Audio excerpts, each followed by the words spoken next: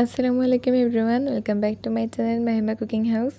আজকে আমি আপনাদেরকে শেয়ার করতে চলেছি বাসার ছোট সদস্যের জন্য চকলেট বার্থডে কেকের রেসিপি। আশা করি আপনাদের কাছে আজকের রেসিপিটা অনেক ভালো লাগবে।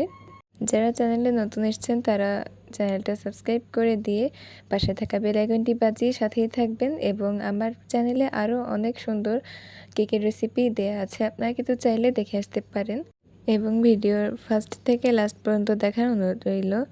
সো ফার্স্টে একটা মিক্সিং বলে 2টো ডিম দিয়ে এটাকে ভালোভাবে হ্যান্ড মিক্সার দিয়ে মিক্স করে নিচ্ছি। তারপর এখানে তেল অ্যাড করলাম 2 টেবিল চামচ পরিমাণ। এখন এখানে চিনি অ্যাড করছি হাফ কাপে একটু কম, মানে নিজের পছন্দ মতো এখানে মিষ্টির ফ্লেভারটা দিয়ে নেবেন। এখন চিনির সঙ্গে ডিমের অংশটা ভালোভাবে একদম সুন্দরভাবে মিশিয়ে নিতে হবে যেন চিনি দানা না থাকে। এখন আমি এখানে একটা ছাঁকনিতে ময়দা প্রায় 2 কাপের মতো, গুঁড়ো দুধ এবং কোকো পাউডার আলাদা আলাদা করে চেলে নিচ্ছি। আপনারা কিন্তু চাইলে একসাথেও চেলে নিতে পারেন, কিন্তু আমি আলাদা করে নিচ্ছি যেন মাপটা ঠিক থাকে। আর নিচে যতটুকু অবশিষ্ট অংশ দেখলেন ওইটুকু আমি ফেলে দিয়েছি, নাহলে কিন্তু এটা চেলে না নিলে কিন্তু ওইটুকু অংশের ভেতরে রয়ে যেত, এতে লাঞ্চ সৃষ্টি হতো। এখন ভালোভাবে একটা স্প্যাচুলার দিয়ে পানির সাহায্যে একটা সফট ব্যাটার তৈরি করে নিতে হবে। এখন এর ভেতরে আমি 1 ফোঁটা পরিমাণ ভ্যানিলা এসেন্স এবং 1 চামচ পরিমাণ বেকিং পাউডার দিয়ে ভালোভাবে স্প্যাচুলার দিয়ে একটা কেকের ব্যাটার তৈরি করে নিতে হবে। আর এখানে আমি আজকে হার্ট শেপের মিডিয়াম সাইজের একটা কেকের মোল্ড নিয়েছি। এর ভেতরে আমি তেল ব্রাশ করে নিয়েছি। এখন এর ভেতরে একটা এই সাইজের কাগজ কেটে ভেতরে দিয়ে দিলাম। তারপরে আবার একটু তেল ব্রাশ করে দিচ্ছি উপরে।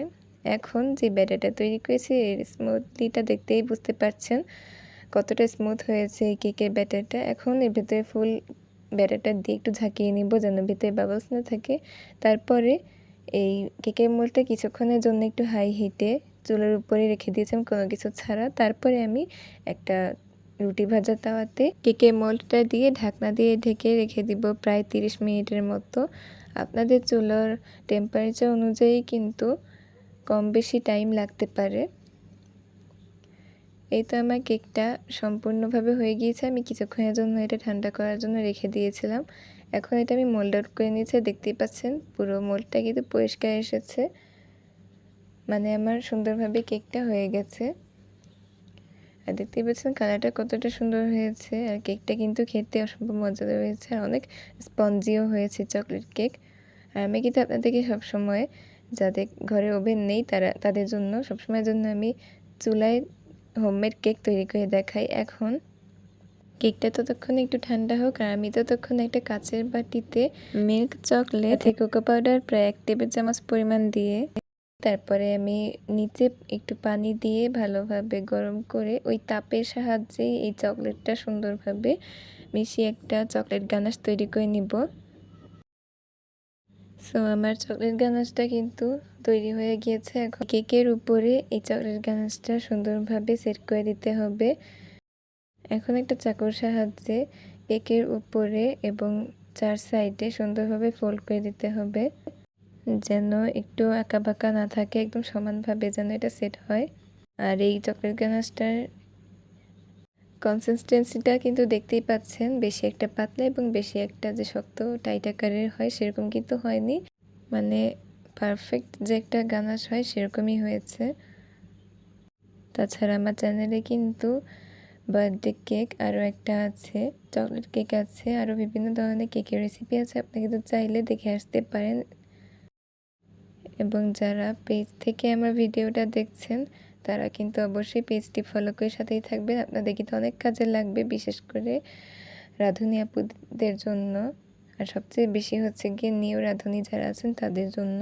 এবং যারা ইউটিউব থেকে দেখছেন তারা অবশ্যই আমার চ্যানেলটা সাবস্ক্রাইব করে দিয়ে পুরো ভিডিও দেখে লাইক করে সাথেই থাকবেন। সো আমার ফুল কেকের ভেতরে এই গানাশটা ফুল করা অলমোস্ট ডান। এখন যে কেকের উপরের অংশ আমি কেটে রেখেছিলাম কিছুটা, সেটা একটু হাত দিয়ে ভেঙে গুঁড়ো করে ভেতরে দিয়ে দিচ্ছি। আপনারা কিন্তু চাইলে এর উপরে নাম লিখেও, যার বার্থডে তার হ্যাপি বার্থডে নাম লিখে দিতে পারেন, বাট আমি সেটা করিনি। এর উপরে আমি একটু ডিজাইন করে দিয়েছি। আপনাদের মন মতো পছন্দ মতো কিন্তু সাজিয়ে নিতে পারেন। এখন আমি একটু কালারফুল স্প্রিঙ্কেল দিয়ে উপরে একটু ডেকোরেশন করে নিয়েছি, যেন দেখতে অনেক সুন্দর লাগে।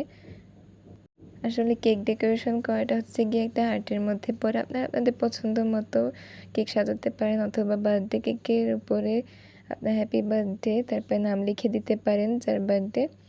অথবা বার্থডে কেক কিন্তু চাইলে আপনারা এভাবে তৈরি করতে পারেন কোনো নাম না লিখে। যেহেতু বাচ্চাদের জন্য বানাবেন তাহলে কিন্তু আপনারা একটু ডেকোরেশন করে উপরে নাম লিখে দিতে পারেন, তাতে কিন্তু ওরা খুবই খুশি হবে। সো অলমোস্ট আমার কিন্তু কেকটা ডান।